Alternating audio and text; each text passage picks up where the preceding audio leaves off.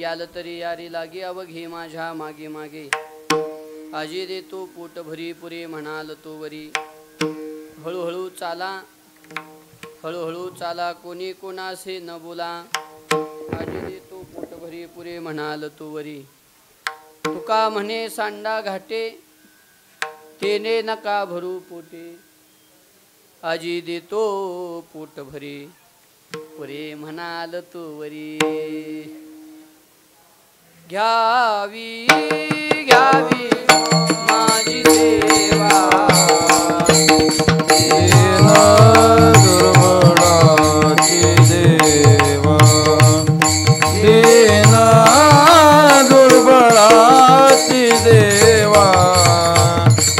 दीन दुर्बळाची देवा घ्यावी घ्यावी माझी सेवा दीन दुर्बळाची देवा दीन दुर्बळाची देवा दीन दुर्बळाची देवा घ्यावी घ्यावी माझी सेवा घ्यावी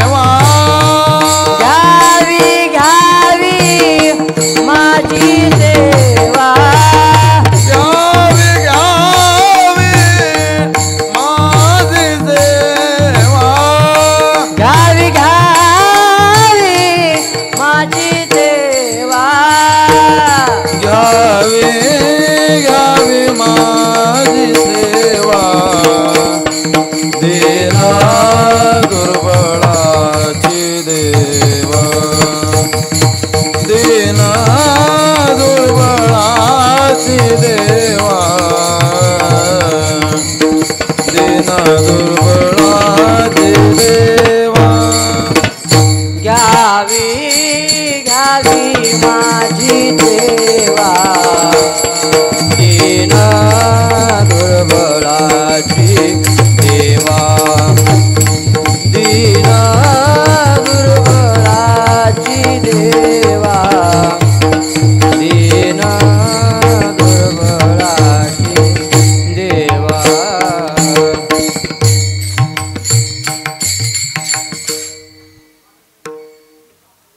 याल तरी यारे लागे अवघे माझ्या मागे मागे आजी देतो पोट भरी पुरे म्हणाल तो वरी सेवेपूर्वी थोडासा परिहार तो असा अकारण करुणा वरुणालय भक्तवांछा कल्पतरू रुक्मिणी प्राणसंजीवन भगवान श्री पंढरीनाथ विश्वमौली श्री ज्ञानोबराया जगद्गुरु श्री तुकोबराया आदी करून सर्व साधू संतांच्या कृपा आशीर्वादाने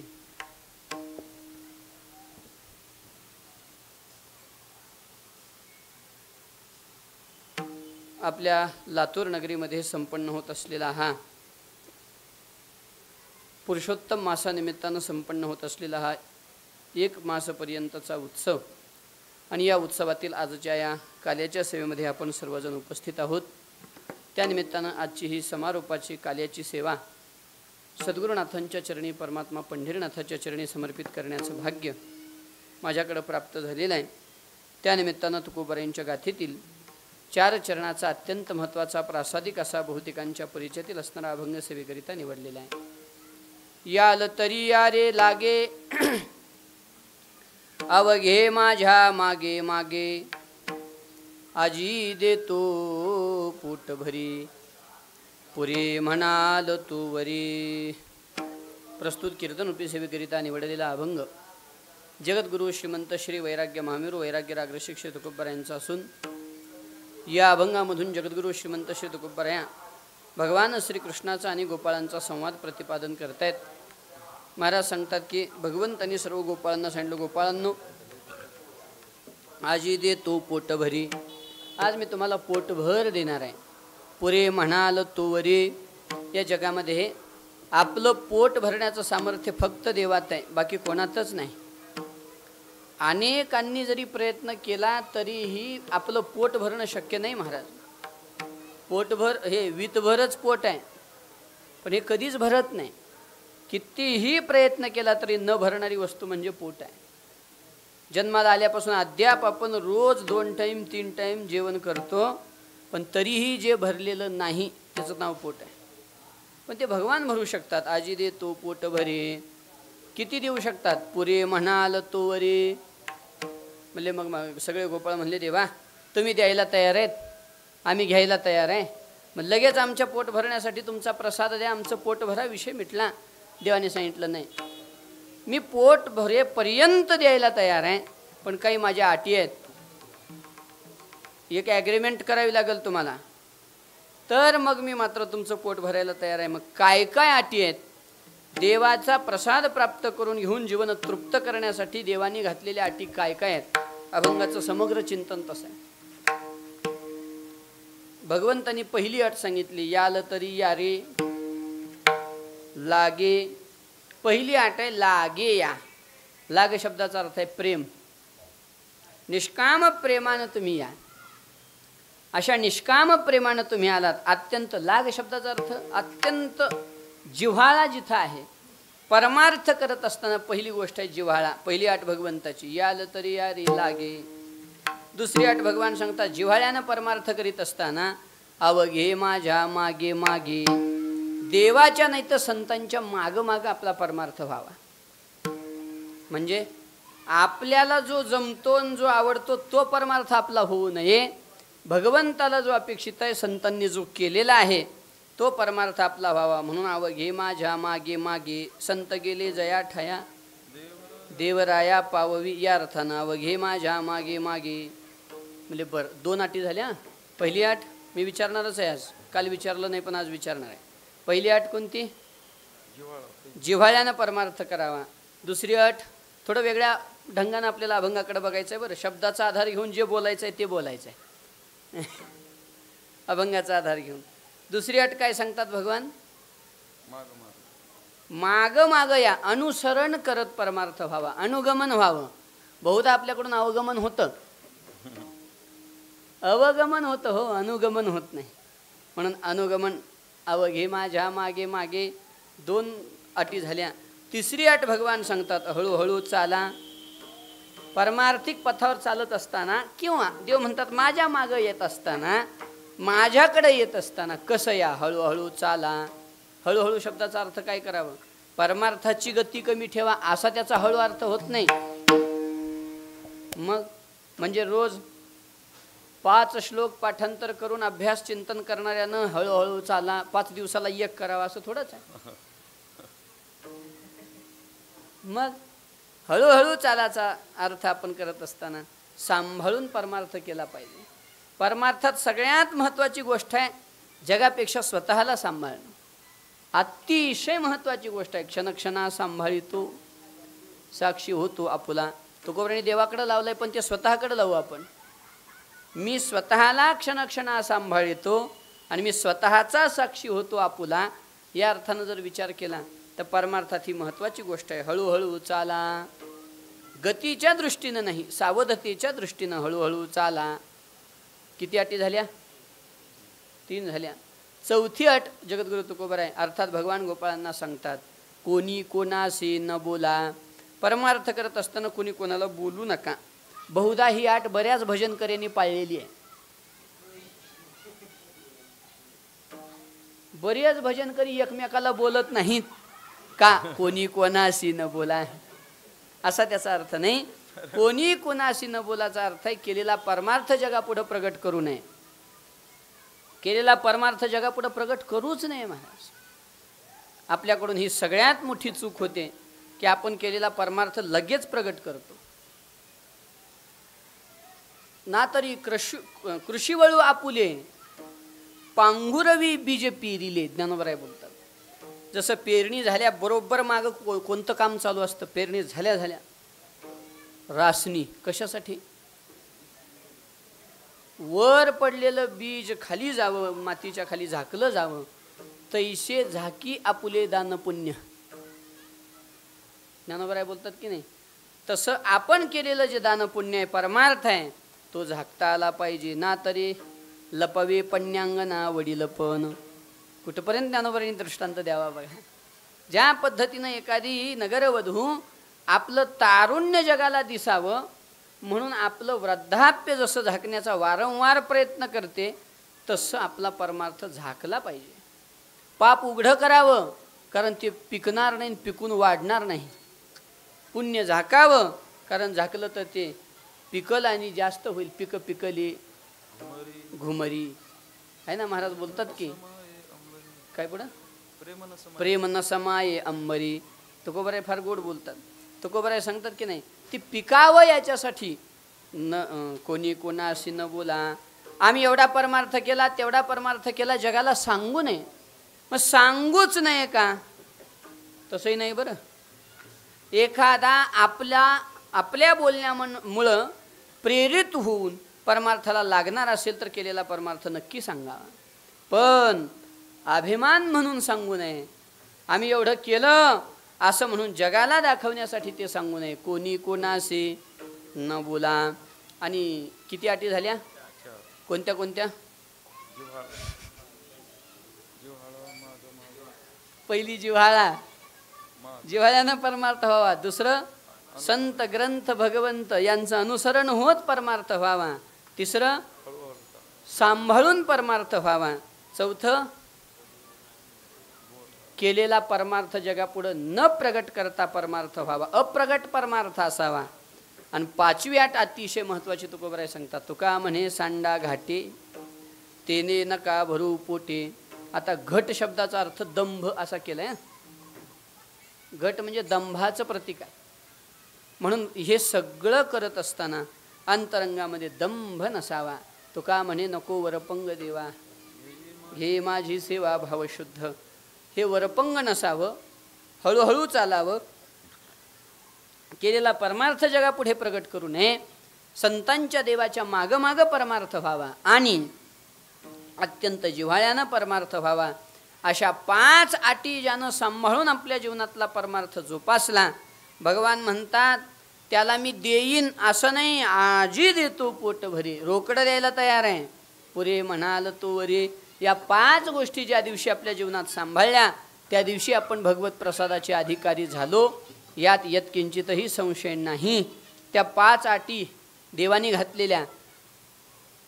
खरं तर अटी म्हणण्यापेक्षा त्याला 5 हे सदाचार आहेत परमार्थातले, असं म्हणावं. अटी म्हणण्यापेक्षा परमार्थिकाचे हे जे सदाचार आहेत, आचारसंहिता आहे, या आचारसंहितेचं पालन आपल्या जीवनात व्हावं. आणि मग भगवंताचा प्रसाद प्राप्त झाल्याशिवाय राहत नाही. आजी देतो पोट भरी, पुरे म्हणाल तो वरे. असा जगद्गुरु तुकोबरायांचा अत्यंत महत्त्वाचा असा अभंग आहे. आपण सर्वजण इथं काल्याच्या कीर्तनात उपस्थित आहोत. संपायच्या वेळेला सुरुवात झालेला आहे. म्हणजे 11ला आपली सेवा सुरू झाली आहे. त्यामुळं आता 11ला थांबवणं तर शक्य नाही. पुढच्या 11ला थांबवावं, मग ते होणं शक्य नाही.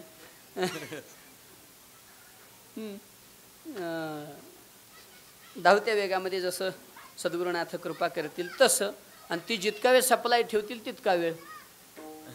माझं काय काम आहे हो, मी पोस्टमन आहे इथं. फोडीला भांडार धन्याचा हा माल, येथे मी हमाल भारवाही. त्यांनी पाठीवर पोतं द्यायचं बंद केलं की मी पुढं बोलायचं म्हटलं तरी बोलणं शक्य होणार नाही. म्हणून सद्गुरुनाथ जशी कृपा करतील तशी सेवा त्यांच्याच कृपेनं, त्यांच्याच चरणी. त्वदीयं वस्तु गोविंद तुभ्यमेव समर्पये या न्यायानं त्यांच्याच चरणी आपल्याला ही सेवा पुष्प समर्पित करायचं आहे. एकदा सगळ्यांनी प्रेमानं भजन करू. विठोबा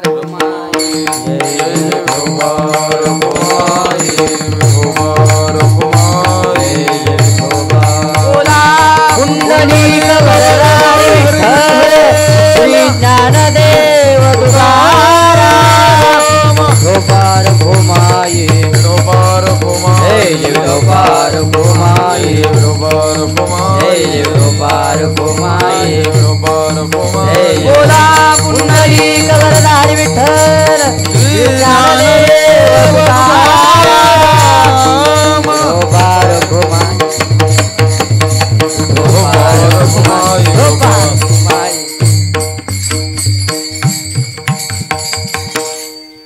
म्हणाल तरी अरे लागे आव घे माझ्या मागे मागे आजी दे तू पोट भरी पुरे म्हणाल तू वरी.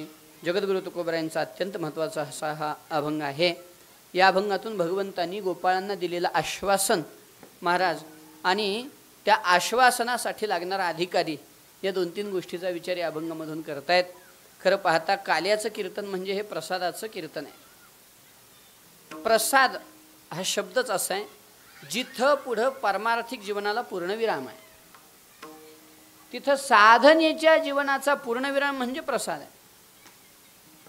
थोडक्यात सांगायचं झालं व्यावहारिक दृष्टीनं, समजा आपली जमीन कुठल्या तरी सरकारी खात्यामध्ये ॲक्वायर झाली, तलावामध्ये म्हणा रस्त्यामध्ये म्हणा, त्याचे लगेच पैसे मिळत नाहीत. त्यासाठी अट्टहास करावा लागतो. आपली जमीन आहे, केलेल्या जमिनीचाच पैसा पाहिजे, बरोबर आहे, आपल्या जमिनीचा पाहिजे, पण लगेच मिळत नाही. त्याच्यासाठी सगळी कागद गोळा करावी लागतात. मग ती कागद गोळा करणं तरी सोपं आहे? या डिपार्टमेंटचं वेगळं, त्या डिपार्टमेंटचं वेगळं, त्या डिपार्टमेंटची टेबलची स्थिती वेगळी, या डिपार्टमेंटच्या टेबलची स्थिती वेगळी, कधी टेबलच्या वरून कधी टेबलच्या, नाही मी नाही म्हटलं बा काय, मी टेबलच्या अलीकडं पलीकडं असं म्हणणार होतो, तुम्ही खालून म्हणालात.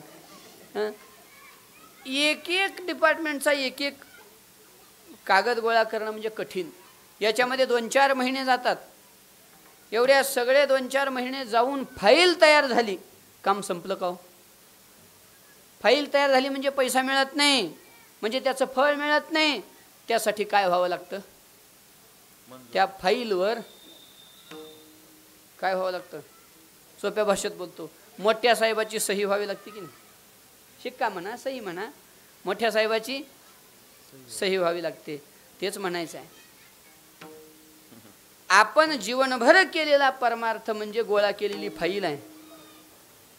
गोळा केलेली फाईल आहे जीवनभरच. काय तसा परंपरेचा विचार केला तर अनादी जन्मापासून जो परमार्थिक पुण्याचा ठेवा आपण गोळा करत आलेलो आहोत, ते सगळं गोळा करणं म्हणजे फाईल गोळा करणं आहे. आणि ती फाईल पूर्णत्वाला केव्हा प्राप्त होईल? ज्या दिवशी भगवंताची, आता देवाची सही होणं म्हणजे काय तर देवाचा प्रसाद मिळणं आहे. म्हणून देवाचा प्रसाद ब्रह्मादिक देवाचा प्रसाद करा रे भोजन, देवाचा प्रसाद करा रे भोजन, देवाचा प्रसाद करा रे भोजन, देवाचा प्रसाद करा रे भोजन. अहवाल कोण कोण अधिकारी ते, वाल कोण कोण अधिकारी ते, अधिकारी ते ब्रह्माधिकारी दुर्लभ उचित, ब्रह्माधिकारी दुर्लभ उचित. वाल कोण कोण अधिकारी ते, वाल कोण कोण अधिकारी अधिकारी ते ब्रह्माधिकारी दुर्लभ उचित, ब्रह्माधिकारी दुर्लभ उचित. देवाचा प्रसाद करा रे भोजन, देवाचा प्रसाद करा रे भोजन, देवाचा प्रसाद करा रे भोजन, देवाचा प्रसाद करा रे भोजन. वाल कोण कोण अधिकारी ते, वाल कोण कोण अधिकारी ते ब्रह्माधिकारी दुर्लभ उचित, ब्रह्माधिकारी दुर्लभ उचित. वाल कोण कोण अधिकारी ते,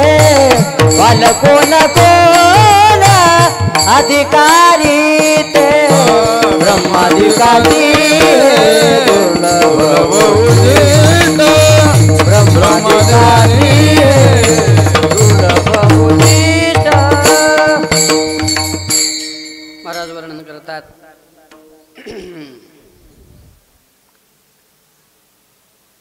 देवाच्या प्रसादी करारी भोजन व्हाल कोण कोण अधिकारी.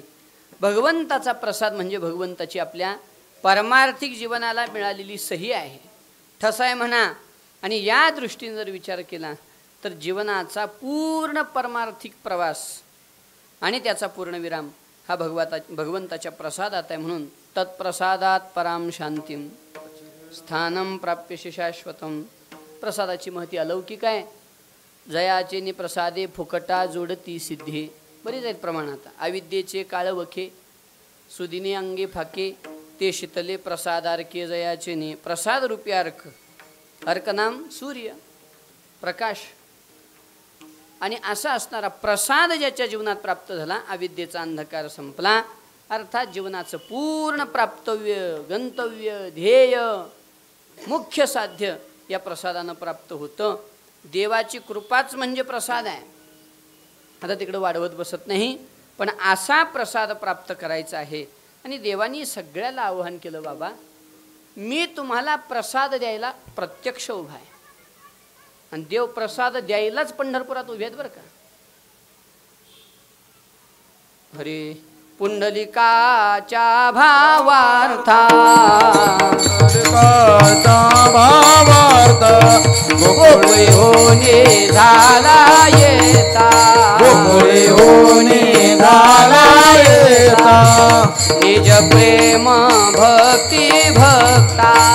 निज प्रेम भक्ती भक्ता. घ्या घ्या आता म्हणत जे. घ्या घ्या म्हणत घ्या घ्या आता म्हणत जे. घ्या घ्या आता करा विठ्ठल स्मरण, करा विठ्ठल स्मरण, करा विठ्ठल स्मरण, करा विठ्ठल स्मरण. निज प्रेम भक्ती भक्ता. घ्या घ्या आता म्हणत असे. देव देण्यासाठी जो भेद विटेवरी ज्याची पाऊले समान तोची एकदान शूरदाता. येथे नाही झाली कोणाची निरास, आल्या या चकास कृपेविषयी. देण्यासाठीच भगवान उभे आहेत, पण माणसंच यायलेली दिसनात देवाला. असं आहे बरं का. कोणी तयाकडे भुक्ती मुक्ती फुकाच साठी, कोणी तयाकडे न पाहिरे. आणि मग मात्र देवाने बॅनर लावलं. बॅनर ले बाबा, ज्याला जे पाहिजे ते इथं या आणि जे अपेक्षित आहे ते घेऊन जा. हे आव्हान जगद्गुरु तुकोबराय भंगाच्या दुसऱ्या चरणात. आजी देतो पोट भरी, आजी देतो पोट भरी, आजी देतो पोट भरी, आजी देतो पोट भरी.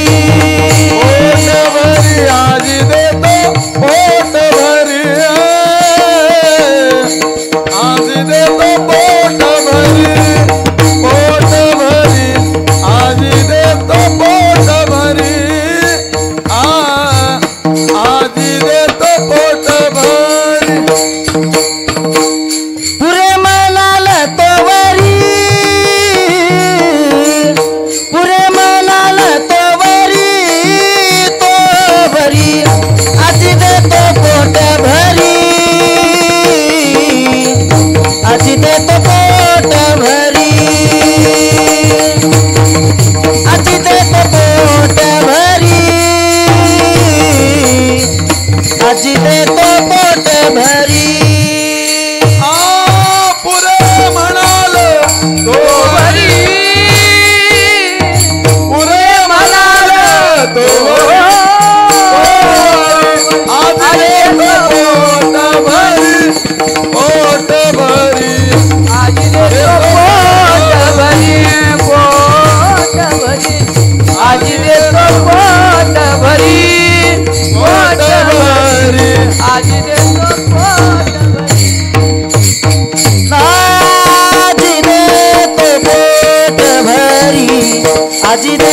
पोट भरी आजी देतो पोट भरी आजी देतो पोट भरी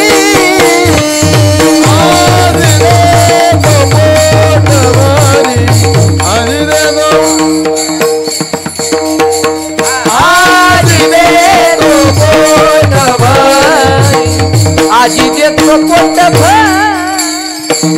आजी देतो पोट भरी पुरे मलाल तो भरी आजी देतो पोट भरी पुरे मलाल तो भरी आजी देतो पोट बोला बोला आजी देतो पोट भरी आजी देतो पोट भरी आजी देतो पोट भरी आजी देतो पोट भरी पुरे म्हणाल तो वरी. जगद्गुरु तुकोबराय भगवंताच्या मुखातून बोलू लागलेले आहेत.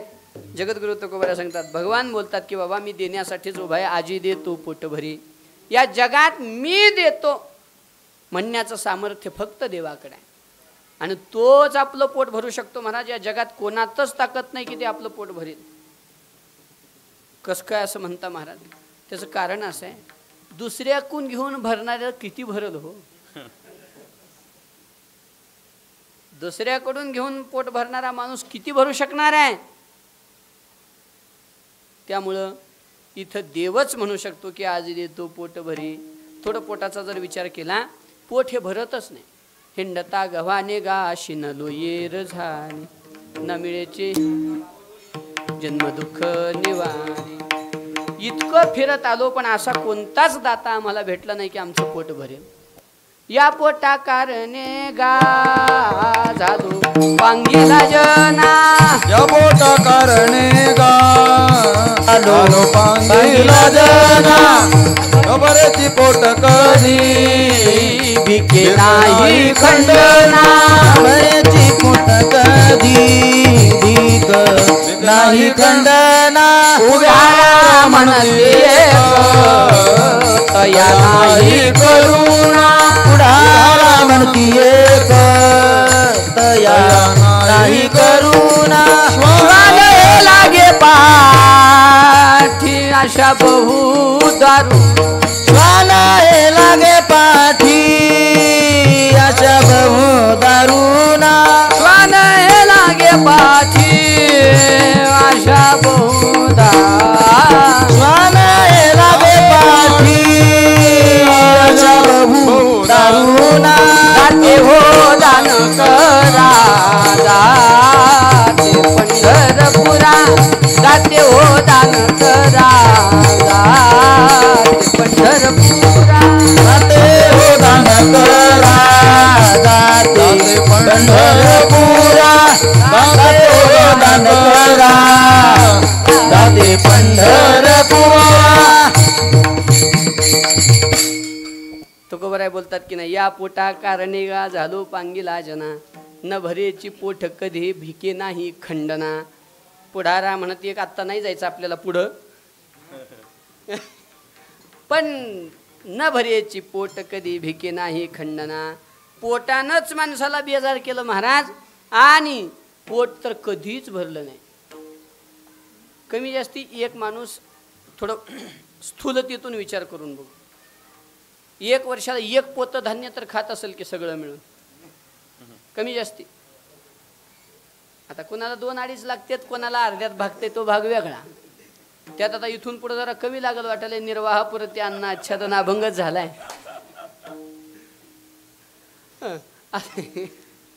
असं आत्ता आपल्याकडे तो विषय नाही, पण सरासरी विचार केला तर एक पोतं धान्य एक वर्षाला माणूस सरळ खातो. थोडे तांदूळ, थोडे गहू, थोडी ज्वारी, थोडे डाळ, हे असं सगळं जर गणितात घेतलं तर एक पोतं आरामशीर होतं. म्हणजे ज्याचं जितकं वय आहे तितके पोते त्यानं खाल्लेत, एवढं तर गणित बसलं की नाही. तेवढं तरी पोते खाल्ले की नाही. पण एवढे पोते खाऊन तर एक दिवशी तरी जेवणाचा कंटाळा आला का हो. पोटानं म्हणलं का आजच्या दिवस नको हो, आता उग्ग बघावं म्हणून 4 वाजता दम काढला तर कसंच होऊ लागतंय.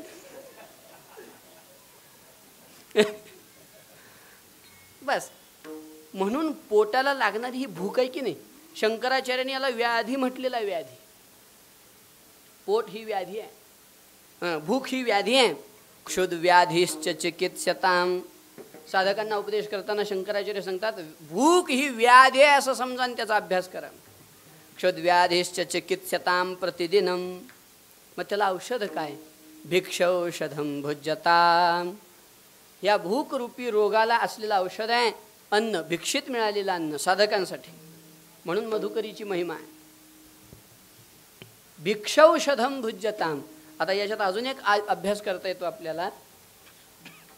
भूक ही जर व्याधी आहे, अन्न हे जर औषध आहे, तर औषध किती खावं हाही विचारच आहे की नाही. पुन्हा औषध बचकन खातो का माणूस? मग म्हणून मग आहाराचा नियम आहे. भिक्षौषधम भुज्यताम स्वाद्वन्नम न तु याच्यताम विधिवशात प्राप्तेन संतुष्यताम. मला तिकडं जायचं नाही आत्ता, पण व्याधी, पोटाला लागलेली भूक ही व्याधी असं म्हटलं तर व्याधी घालवण्यासाठी कोण लागतो? रोग घालवायसाठी हां डॉक्टर. डॉक्टर लागतो की नाही? एखादा वैद्य लागतो, वैद्य. आणि या जगात वैद्य कोण आहे? वैद्य एक पंढरीराव अंतर्भाव जाणे तो. अंतर्भाव तो जाणे. वैद्य एक पंढरीराव अंतर्भाव तो जातो. अंतर्भाव तो जाणतो. वैद्य एक पंढरीराव अंतर्भाव तो जाणे. अंतर्भाव तो जाणे. वैद्य एक पंढरीराव अंतर्भाव तो जाणे. अंतर्भाव आपण पोट भरायचा विचार करायलो, अर्थात भुकेचा अभ्यास करायलो. भूक हा जर रोग आहे तर रोग घालवायला वैद्य पाहिजे. वैद्य कोण आहे? वैद्य एक शब्द इथं संपला. तुकोबारांनी एक शब्द वापरला म्हणजे दुसरा वैद्य जगात नाही हा त्याचा सरळ अर्थ आहे. वैद्य एक पंढरीराव अंतर्भाव तो जाणे. रोगाईस्या द्याव्यावल्ली जाणी झाली बाधा ते. त्याला सांगावं लागत नाही, MR काढावं लागत नाही, रेडिओलॉजिस्टची गरज नाही, काय ते अजून झेरॉक्स नाही, काय म्हणते त्याला, एक्सरेची गरज नाही, MRI गरज नाही, कशाचीच गरज नाही. अंतर्भाव तो जाणे. जाणतो महाराज रोगाईस्या द्याव्यावल्ली जाणे झाली बाधा ते.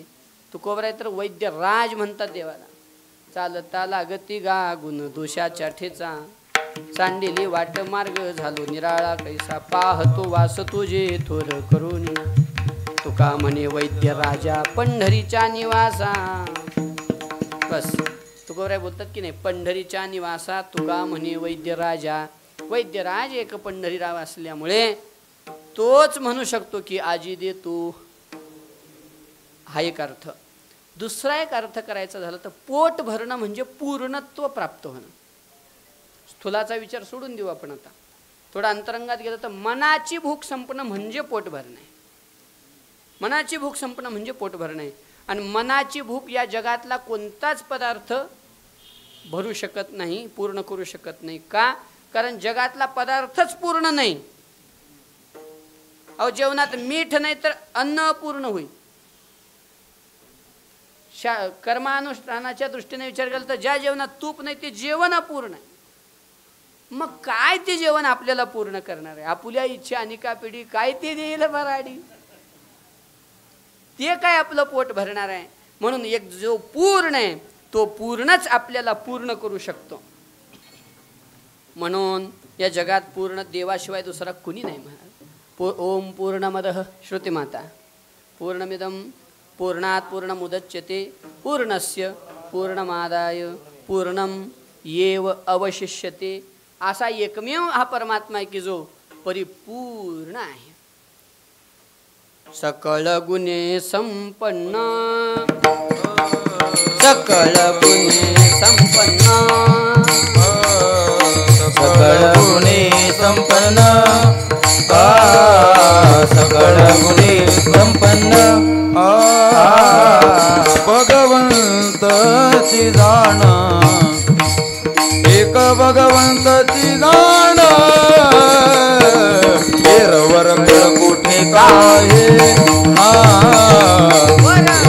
कुठे काय एक भगवंताची जाण एक भगवंताची जाण कुठे काय कुठे काही सकळ गुणे संपन्न एक भगवंतची जाण वरकड कोठे काही एक आहे एक नाही म्हणून जगात पूर्ण एकमेव परमात्मा आहे परिपूर्णतम साक्षात श्रीकृष्णनान्य येवही दुसरा कोणीच नाही एकमेव परमात्मा परिपूर्णतम आहे आणि म्हणून तोच म्हणू शकतो आजी दे तू पोट भरे पुरे म्हणाल तो रे म्हणले महाराज ठीक आहे देव द्यायला तयार आहे आम्ही घ्यायला तयार आहे आम्हाला आमचं पोट भरायचंच आहे मग लवकर उरका की कशाला उगा एक वाजवायचेत आता देवाने सांगितलं बाबा बरोबर आहे मी द्यायला अगदी सहस्त्र हस्ताने उभा आहे सहस्त्र हाताने द्यायला उभा आहे पण माझे काही नियम आहेत नियम त्या नियमात बसलं तर द्यायचा माझा नियम आहे पु ल देशपांडे म्हणायचे असं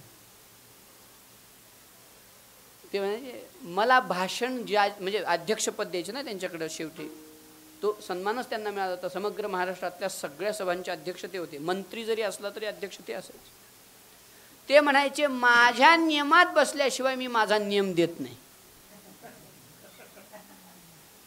ते म्हणायचे तसं देवाने सांगितलं माझ्या नियमात बसल्याशिवाय मी प्रसाद देत नाही असा माझा नियमच आहे म्हणजे मग देवा काय नियम आहे तुमचा देवाने सांगितलं ज्यांना ज्यांना हा प्रसाद पाहिजे प्रसाद तर सगळ्यासाठीच आहे पण त्याचा लाभ ज्यांना घ्यायचा आहे त्यांच्यासाठी काही माझ्या अटी आहेत बाबा तेवढ्या सांभाळून या म्हणजे मग आजच्या आज प्राप्ती आहे आणि तेवढं न सांभाळता आलो तर प्राप्ती नाही असं नाही पण वेळ लागेल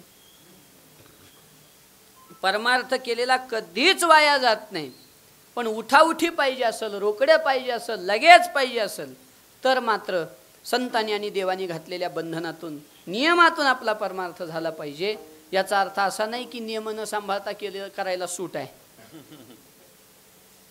तसं नाही ते पण केलेला परमार्थ व्यर्थ जात नाही तो कधी फुकट जात नाही फुकट फळ दिल्याशिवाय राहत नाही अहो आमचा कालच गाडीत विषय झाला येताना साखर समजून खा नाही तर न समजून खा चुकून खा अंधारात खा दिवसा खा रात्री खा आंधळ्यानं खाऊ द्या डोळसानं खाऊ द्या श्रीमंतानं खाऊ द्या गरिबानं कोणी खा साखर कशी लागेल एक जण जीवनाला लईच कंटाळला शेतात गेला आणि कोट्यात थायमीठ ठेवलं थायमीठ म्हणजे रोग आपलं काय रोग काय म्हणतात त्याला औषध रोगर थायमीठ ते आकाराला साखरेसारखेच खडे असतात त्याची पुडी अशी बांधून ठेवलेली होती आणि त्याच्याजवळ साखरेची पुडी ठेवलेली होती कंटाळून गेला रात्रीची वेळ होती पुडी काढली थायमीठच आहे असं समजून साखर खाल्ली आता थायमीठ समजून साखर खाल्ल्यावर कशी लागली असेल गोडच की हो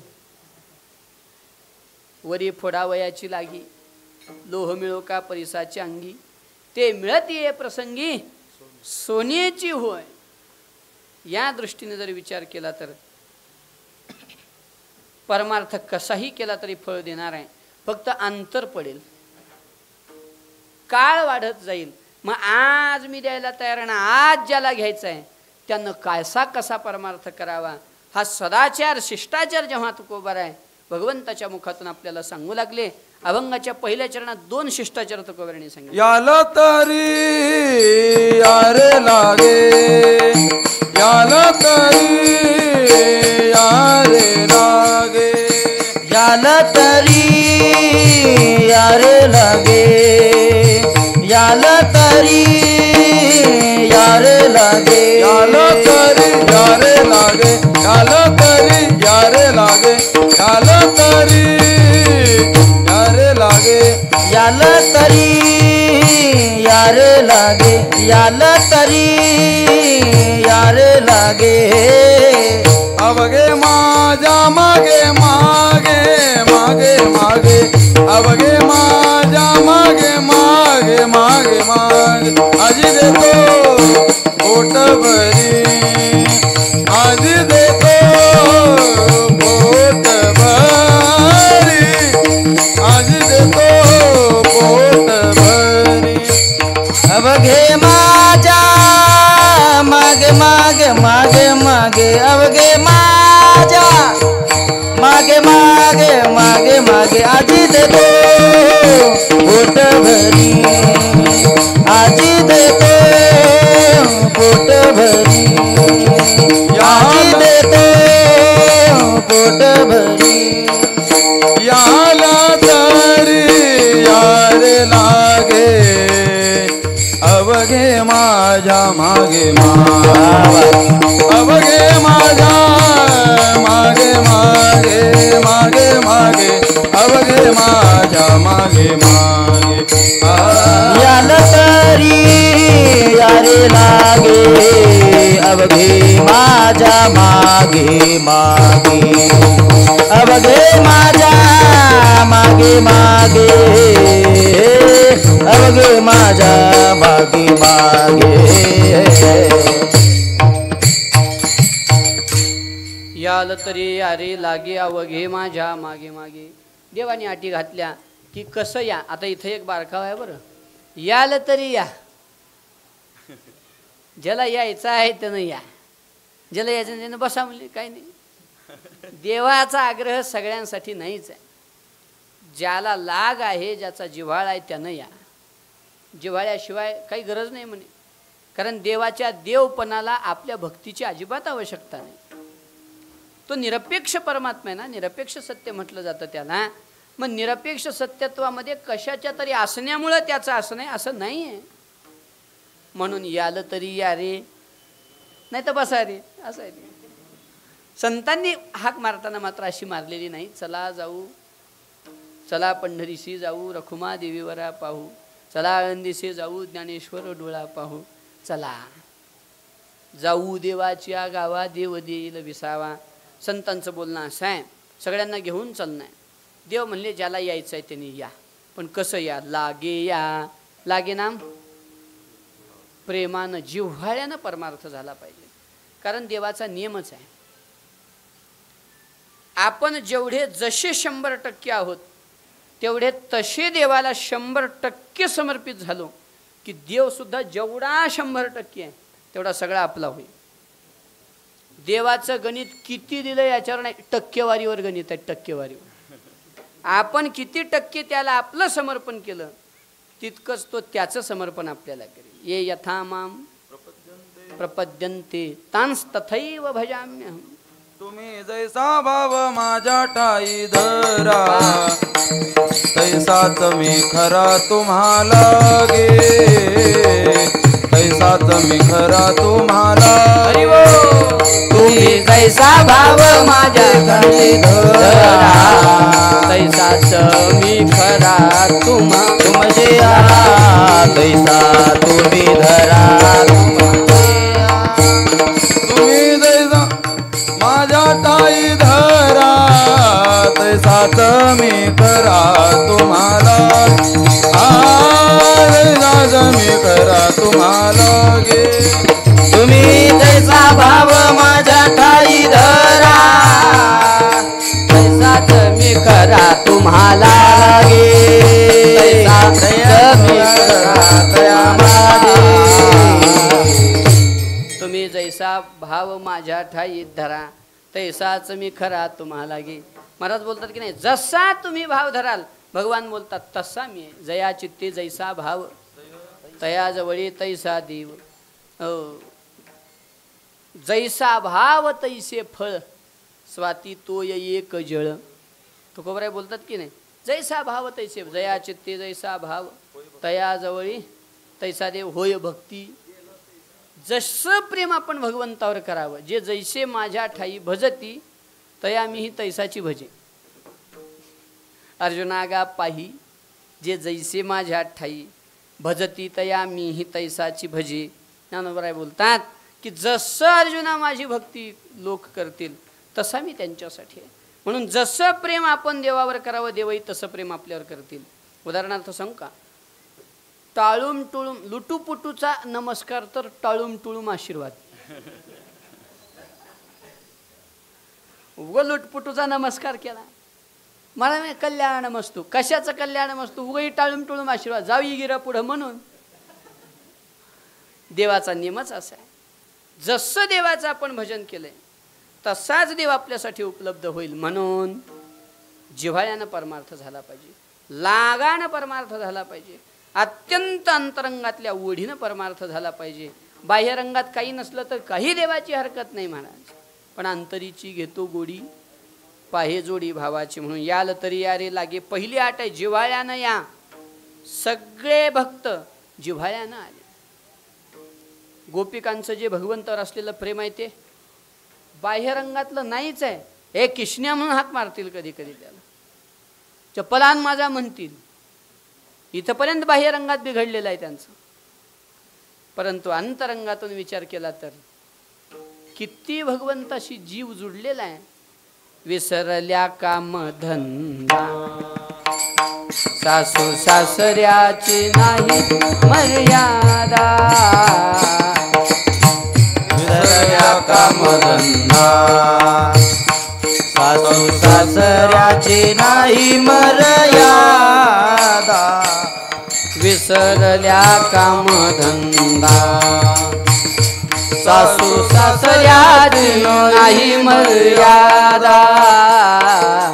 विसरल्या कामधंदा सासू सासऱ्याची नाही मर्यादा. कोणी नंगला त्या कोणी जावा, कोणी जावा त्या कोणी नंदा. वृत्ती वेधली परमानंदा हो नंदा हो नंदा.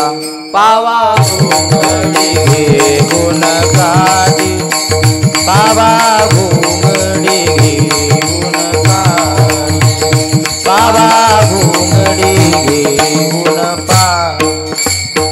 कोणी जावा कोणी नंदा, चित्त वेधले परमानंदा हो नंदा हो नंदा.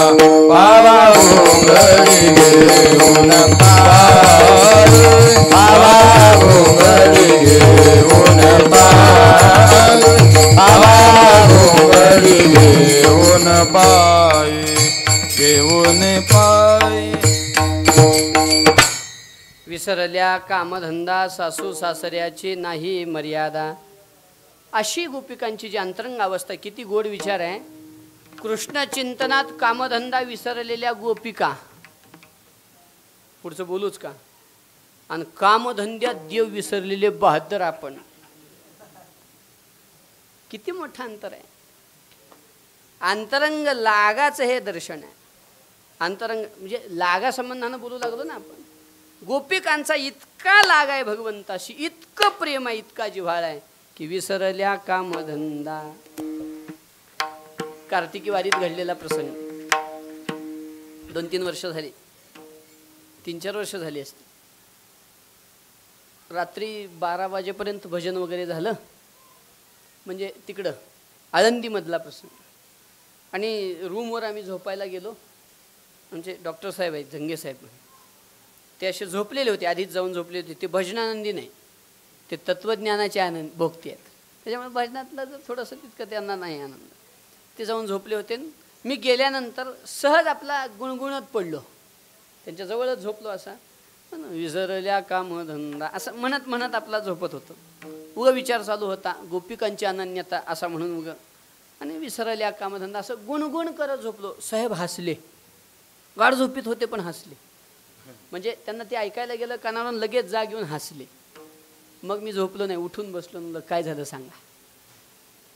तिथून काय झालं, इथून जे वाढलं 4:30 वाजेपर्यंत वाढलं. पण त्यावेळेला त्यांनी इतकं म्हणजे फार चिंतनीय महात्मा. ते म्हणे बाबा कसा विचार आहे बघा म्हणे, कामात राम विसरणारी पद्धत एक आहे आणि रामात काम विसरणारी पद्धत एक आहे. किती ही अनन्यता आहे. म्हणून नारदांना भक्तीतल्या शुद्ध प्रेमाचं उदाहरण द्यायचं होतं. त्यावेळेला जगातला कोणताच भक्त डोळ्या पुढे आला नाही. एकच उदाहरण आलं ते म्हणजे यथा व्रज गोपिकानाम. का? इतका लाग आहे, इतका जिव्हाळा. तितक्या जिव्हाळ्यानं भगवंताशी आपलं अंतरंग एकरूप झालं पाहिजे. पहिली अट आहे. बरं बरं बरं. दुसरी अट काय? तर अवघे माझ्या मागे मागे मागे मागे या. का बरं माग माग? मनोमार्गे गेला तो तेथे चिमुकला, खरे पाठी स्थिरावला तुझी धन्य. मनाच्या मार्गाने निघाला तर स्वयंबुद्धीच्या बाही निघाले तयाची शुद्धीची नाही. एक जाणीवेच्या डोही गर्वेची गिळले. म्हणून मनाच्या मार्गाने परमार्थ होऊ नये. संत ग्रंथ आणि भगवंत यांनी दाखवलेल्या मार्गाने परमार्थ व्हावा. पुढे गेले त्यांचा शोधित मार्ग. चला जाऊ मार्ग दाऊनी गेले आधी दयानिधी संत. ते येण्याची पंथे चालो जाता न पडे गुंथा कुठे काही. गुंथा पडणार नाही. नाहीतर चालता वाट पुढे भय वाटते चित्ती बहुत जन गेले. नाही आले मागुती न देखो काय झाले. कान तरी ऐकती बैसलो संधी भागी तुझ धरुनी चित्ती. म्हणावं लागलं की का बरं म्हणावं लागलं? कारण भयंकर वाट आहे पुढची. पुढे हुशार थोर आहे ओळसागा मम माया दुरत्यया. या दृष्टीनं मनाच्या मार्गाने जाऊ नये.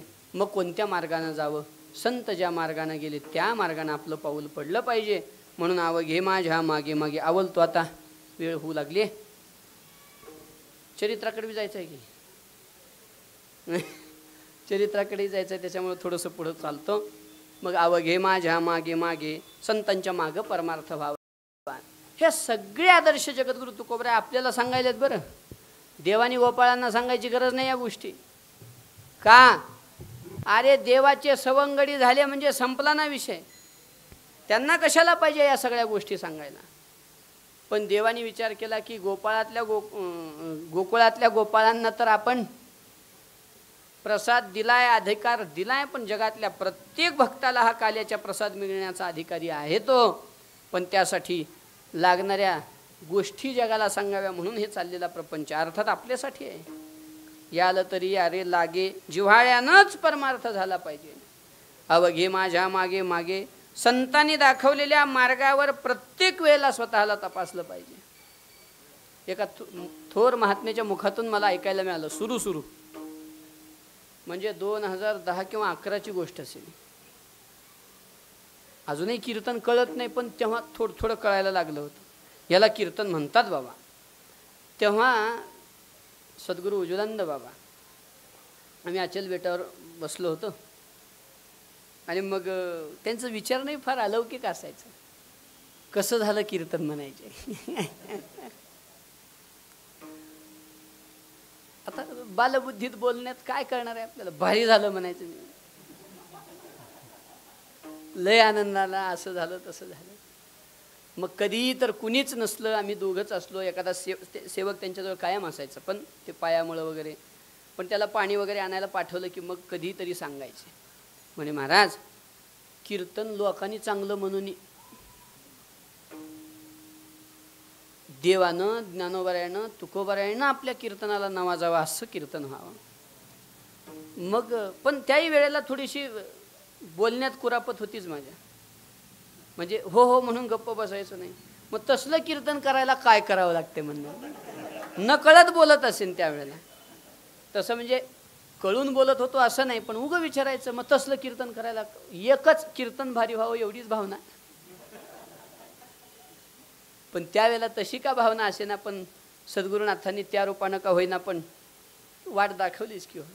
त्यावेळेला ते म्हणायचे ज्या दिवशी कीर्तन होईल त्या दिवशी कीर्तन झाल्यानंतर लोक पाया पडू लागले की मग आपण कीर्तनात जायचं म्हणायचे. लोक पाया पडायला आपल्याला बसवतात, त्यावेळेला कीर्तनात जायचं. आणि जे जे आज मी कीर्तनात सांगितलं त्याच्यात मी कुठं कुठं बसतो हे तपासायचं. याला म्हणावं अवघे माझ्या मागे मागे. कारण कीर्तनात उभारून बोलत असताना ते आपण बोलतच नसतो. हा पहिला भाग आहे. आणि हा पहिला भाग असताना कीर्तन संपल्यावर मग देवानी माझ्या मुखातून काय काय वदवलं, मी तिथं कुठं कुठं बसतो हे तपासावं. मारुती महाराज नेहमी सांगायचे, तुमचा शब्द पाळतो आता. फार कमी लोकांना त्यांनी अशा काही गोष्टी सांगितल्या. आणि या गोष्टी त्यांच्या सुरू व्हायच्या रात्री 2-2:30च्या नंतर, म्हणजे खरे जिव्हाळ्याची जेव्हा त्यांच्याजवळ बसलेले असायचे तेव्हा अशा गोष्टी. तोपर्यंत उगा आपलं वरचं बोलायचे, विनोद करायचे वगैरे. कीर्तन झाल्यानंतर कीर्तन संपलं की मग जाऊन बसले. 2:30-3च्या नंतर महाराज झोपायचे 4-4:30ला. आणि जर दुसऱ्या दिवशी काल्याचं कीर्तन असेल तर झोपायचेच नाही. समजा 6वा आणि काल्याचा असा जर नियम असेल, कीर्तन झालं की मग ते अंग सेकणं वगैरे चालायचं त्यांचं. आणि मग ही अशी चर्चा चालायची. जे जिव्हाळ्याचे बसलेले त्यांना त्यांनी एक नियम सांगितला होता एका महाराजांना. ते आता महाराज राहिले नाही. त्या मुलासारखं प्रेम करायचे त्यांच्या. ते म्हणे, बाबा कीर्तन झाल्या लोक पाया पडतात बरं, आणि मी पाया पडून घेणार नाही असा अभिमानही ठेवायचा नाही. पण ज्या वेळेला लोक पाया पडत असतील त्यावेळेला 3 अभंग म्हणायचे. आता मला ते 3 नाही 2 लक्षात आहेत. पहिला अभंग संत मानिता ती मज तेने वाटत असे लाज, मनातल्या मनात घोकत राहायचं हे अभंग. आणि नवे दास खरा परी हा झाला असे डांगोरा, हा दुसरा अभंग. तिसरा एक होता माझ्या स्मरणात राहिला नाही, त्या महाराजांनी मला सांगितलं होतं. मला बाबा असं म्हणायचे हो, पण ते त्यांना तसं नव्हतं सांगायचं. बाबा असं म्हणायचे तुम्ही म्हणीत जा, पण डायरेक्ट कसं सांगावं. नालायक का असं ना, आपण राजाचं पोर गमल्यावर सांभाळूनच बोलावं लागते. सांगण्याचा हेतू संतांनी दाखवलेल्या मार्गाने आपण चाललं पाहिजे. लोक म्हणजे माझं वाढलं कुठून, कीर्तनाच्या नंतर आपण कीर्तनात किती आहोत हे तपासणं, हे सुद्धा मागं जाणंच आहे. जे आपण कीर्तनात बोलतो, जे जाऊ द्या, कीर्तनात बोलण्याचा तर आता विषय फार कमी झाला. तसं बोलण्याचा, भूमिकेचे विषय कीर्तना बोलण्याचा विषयच राहिला नाही की. आता नुसता फापड पसारा झाला काही कीर्तनांमध्ये, तो विषय सोडा. पण जे ग्रंथात वाचतो, जे संत मुखातून आपण ऐकतो, त्यात स्वतःला तपासणं म्हणजे संतांच्या मागं चालणं. नुसतं तपासणं, कवा जावं बाबा मी तिथं असं म्हणणं म्हणजे मागं जाणं नाही. तसं बनण्याचा, तसं घडण्याचा निरंतर अंतरंगातून प्रयत्न होणं. अर्थात अवघे माझ्या मागे मागे, मग ते देवाच्या मागं चालणं. देव वेदाच्या रूपानं आपल्याला बोलतात, देवशास्त्राच्या रूपानं संत मुखातून आपल्याला निरंतर सांगतच असतात. असं करा, तसं करा, हे करा, ते करा, हे करू नका, हे करा. हे सगळं जे चाललेलं आहे त्या पद्धतीनं विहित कर्माचं आचरण करणं आणि अविहित कर्माचा त्याग करणं, नामदेवाच्या मागं चालणं. सोप्या भाषेत बोलायचं झालं, जे करावं ते करणं, जे करू नये ते सोडणं. या दृष्टीनं अवघे माझ्या मागे मागे. आणि असं जर केलं तर आजी देतो पोट भरी पुरे म्हणाल तो वरी. मग देवा झालं की एवढं पाळतो आम्ही, पण द्या आम्हाला प्रसाद. देव म्हणले एवढ्यावर भागलं नाही, एकतर प्रेमानं निघायचं आहे, निघाल्यानंतर माझ्या मागं यायचं आहे, आणि येत असताना सांभाळून यायचं आहे. अभंगाचं 3रं चरण. हळूहळू चाला, हळूहळू चाला, हळूहळू चाला, हळूहळू चाला, हळूहळू चाला, हळूहळू चाला, हळूहळू चाला, हळूहळू चाला. कोणी कोणाशी न बोला, कोणी कोणाशी न बोला, आज देतो पोट भरी, आज देतो पोट भरी. कोणी कोणाशी न बोला,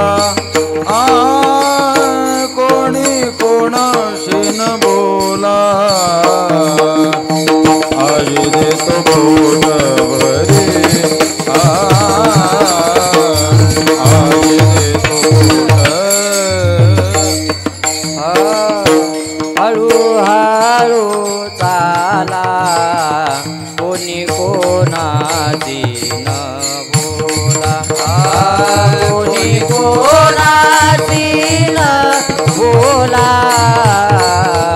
कोणी कोणाची न बोला हळू हळू चाला कोणी कोणाची न बोला कोणी कोणाची न बोला कोणी कोणाची न बोला हळूहळू चाला कोणी कोणाशी न बोला. ते हळूहळूच झाला प्रमाण सुद्धा तसंच. हळूहळू चाला म्हणजे कसं चालावं, हळूहळू चाला. हळू चालाचा अर्थ स्पीड कमी करावी, गती कमी करावी असं नाही, पण कशा पद्धतीनं चालावं, सांभाळून चालावं. का बरं? परमार्थात चालताना काय धोका आहे हो, फार धोके आहेत. आता सगळ्या धोक्याचा विचार करीत बसलो तर एक इथंच वाजतील का वाजवायचे तर नाही. रविवार आहे पण पोटाला कुठं सुट्टी आहे, नुसतं कीर्तन ना, आजी देतो पोट भरे आणि बसलेले उपाशी सगळे, असं नको ना. तसं सांगणाऱ्याची आजी देतो पोट भरे म्हणायला हरकत नाही, थोडे टाळकरीन थोडे सांगणारी. झाले हळूहळू चाला हे झाले म्हणायचं आहे. हळूहळू चाला. इथं हळूहळू चालाचा अर्थ करताना आपण सांभाळून चालावा असं आहे. परमार्थात लागल्यानंतर सगळ्यात मोठी अडचण आहे समाज. थोडं माफी मागतो. अगदी हे खरंच आहे, जनदेव तरी पायाची पडावी. तरी शब्द वापरला तो कोबर आहे. जनदेव आहे बाबा पण त्यांच्यात गुरफटू नये, पायाची पडावी. तयांचे स्वभावे चाड नाही. का बरं? म्हणजे सर्पविंचू नारायण म्हणून का त्याला कवटाळावं जाऊन? तू का म्हणे सर्पविंचू नारायण वंदावे दुरून शिवू नये. जन परमार्थातला सगळ्यात मोठा घातक आहे. माफी मागून बोलतोय हे. परमार्थाला लागल्यानंतर करून न देणं हेही समाजाचंच काम आहे. आणि त्याच्यातून आपला आपलं धैर्य न डगमगू देता परमार्थ जोपासलाच तर पुढं लोकेशनानं मान सन्मानानं बिघडवणं. हा चिरंजीव पदामध्ये आहे ना, जनस्तुती लागे मधुर म्हणती उद्धरावया झाला हरीचा अवतार, आम्हा लागी झाला स्थिर.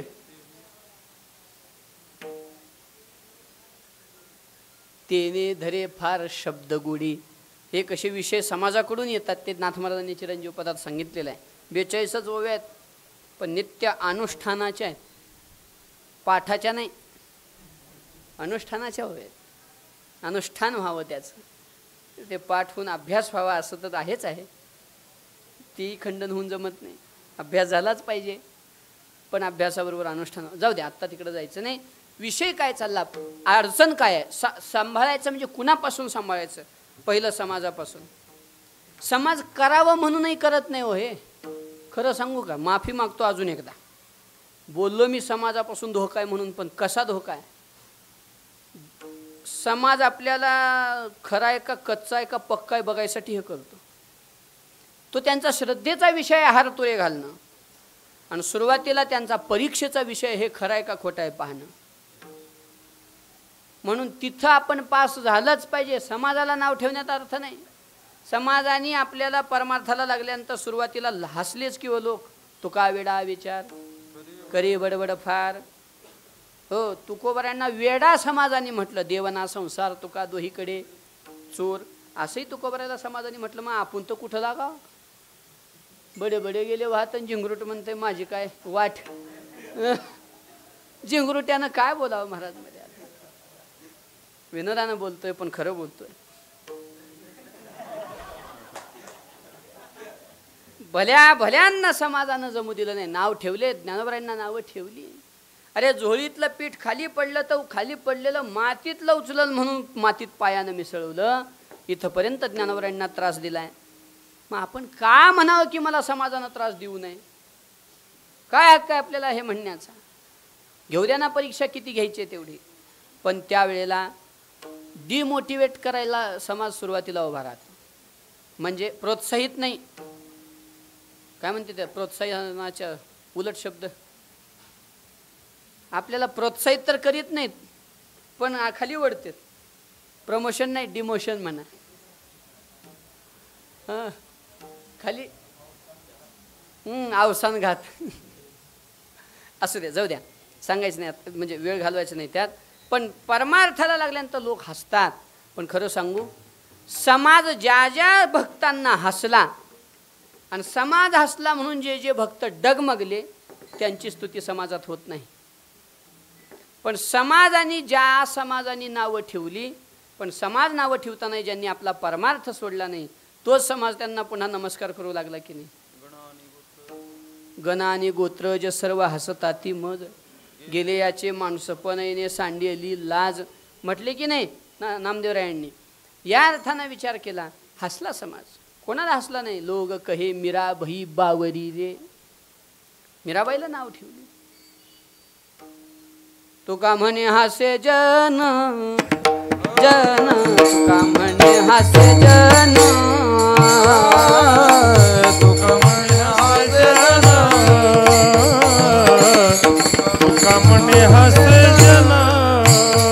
नाही कान तय ठाई, नाही कान तय ठाई, तय ठाई, डोळा बैसला मनी मनी, देखला डोळा बैसला मनी.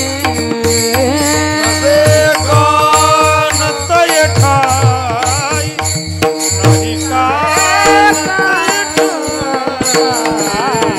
देखला डोळा बैसला मनी.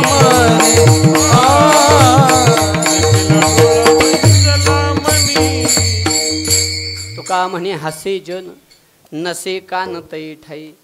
कान नाही दिले पाहिजे समाजाकडं. समाज हसला म्हणून परमार्थ सुटला, पुन्हा डबल हास्य आहे. एखाद्या दुराचार्यानं सदाचार प्रारंभ केला की लोक म्हणतात बरं आहे बरं आहे, माहीत आहे की आम्हाला काय काय दिवे लावलेत.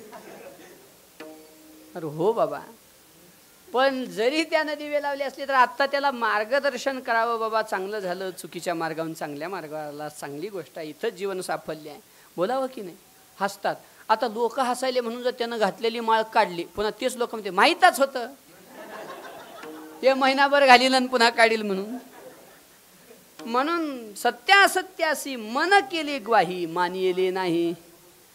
समाजाच्या मताकडे जाण्याची गरजच नाही. सत्यासत्याला आत्मविवेक आपला पुरेसा आहे. शास्त्र आपल्याला निरंतर शिकवतं त्या गोष्टी. म्हणून तुकोबराय बोलतात, हळूहळू चाला. पहिली गोष्ट कुठं?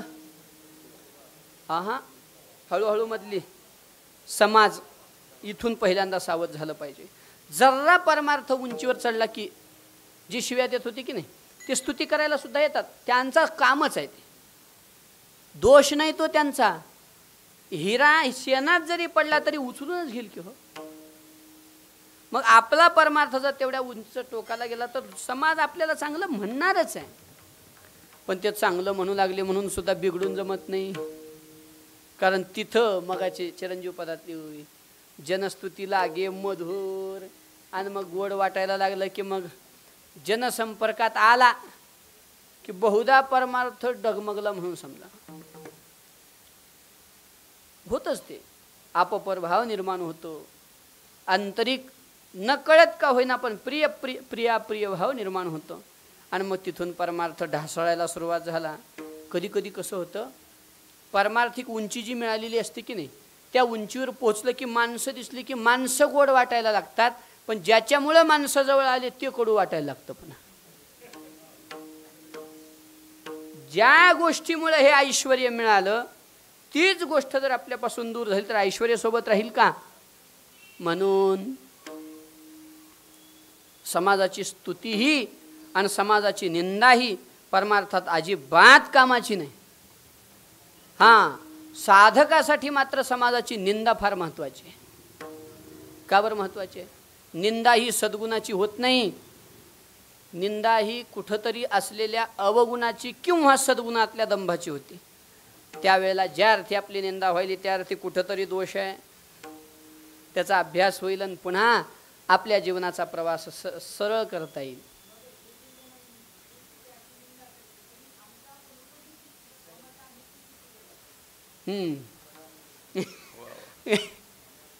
ऐकू आलं नाही. जे जे हां, जे जे जन वंदिती तेच त्याची निंदा करीती. मग पुढं काय म्हणते, बेहड झालं त्याला असते ती. मग अनुतापन उपजे चित्ती. मग मात्र संतत्वाला प्राप्त झालो अशी ज्याची स्वभ्रांत मान्यता असते त्याचं वर्णन आहे. असू द्या. म्हणून त्यावेळेला समाजापासून तिथंही सावध राहिलं पाहिजे. म्हणून हळूहळू चाला. एक झालं का? आता दुसरा विषय समाजाच्या नंतर कामक्रोधादी विकार. कामाजी कोतवालीने नाडविले बहुताशी. इथं सावध झालं पाहिजे. वेळ घेत नाही आता. नाहीतर कामक्रोधादी गोष्टी या आहेत की नाही, निरंतर वाटेवर चालताना विषयाचे आघात पडती डोई.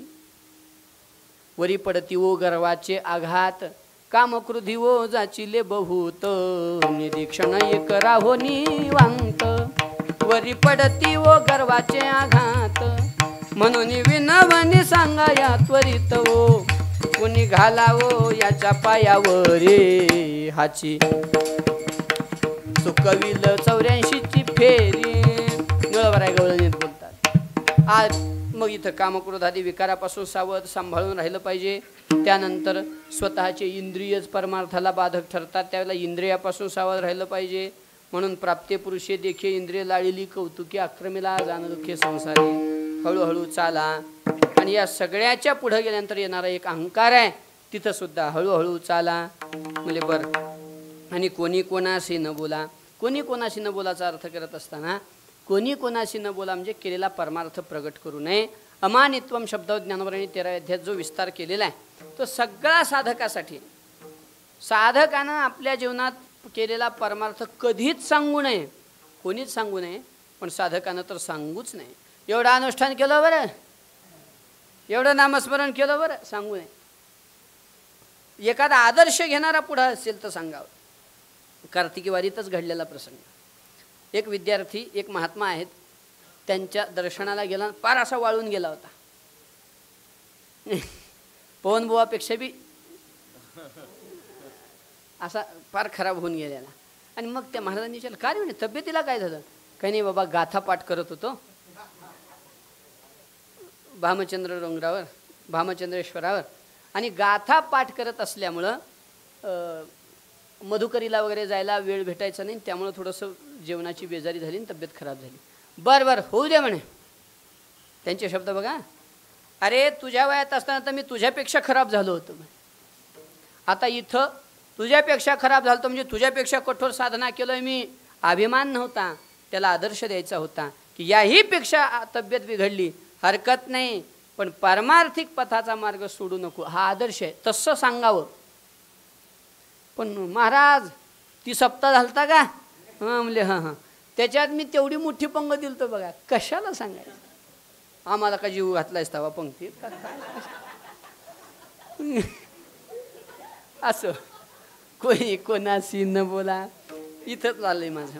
कोणी कोणाशी न बोला, केलेला परमार्थ सांगू नये. आणि मग तो काय म्हणे, सांडा घाटे तेने नका भरू पोटे. सांडा घाटे अर्थात दंभ टाकून भक्ती केली पाहिजे. कारण देवाला सगळं एखाद्या वेळेला सहन होईल, पण मोहे कपट छल छिद्र न भावा. निर्मल मन जन सो मोहे पावा. तुलसीदासजी बोलतात, कपट आणि छल परमार्थात देवाला कधीच आवडत नाही. म्हणून तुका म्हणे नको वरपंग देवा. तुका म्हणे सांडा घाटे. आणि एकटा दंभ जर परमार्थात राहिला तर त्याने नका भरू पोटे. देव दिलंही पण पचन करणं होत नाही. बकासुरानं अख्खा देव गिळला होता महाराज. बक दंभाचं प्रतीक आहे. देवाला गिळंकृत केलं पण पचवू शकला नाही, बाहेर टाकून दिलं. दंभानं देव मिळवता येईल पण पचवता येत नाही. म्हणून तेने नका भरू पोटे, डिहायड्रेशन होईल. आजी देतो पोट भरी पुरे म्हणाल तोवरे. अभंगाचा सरळ सरळ भाव आहे. सर्वांनी हातानं टाळी मुखानं भजन करा.